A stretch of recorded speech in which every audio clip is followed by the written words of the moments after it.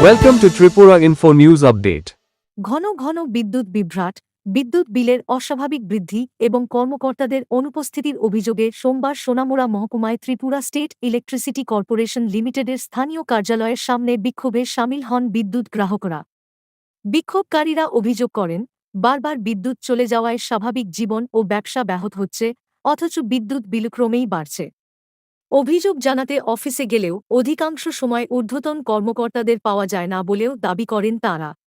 এক পর্যায়ে আন্দোলনকারীরা কিছু সময়ের জন্য অফিসের প্রধান ফটকে তালা লাগিয়ে কর্মকর্তাদের বাইরে এসে সমস্যার সমাধানের দাবি জানান।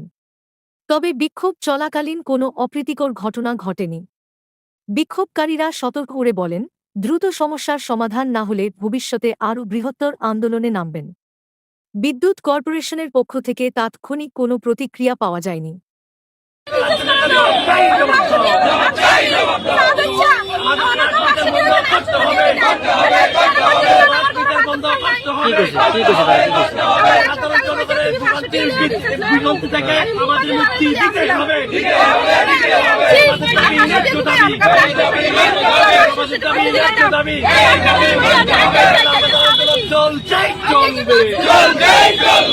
কি কারণে আসলো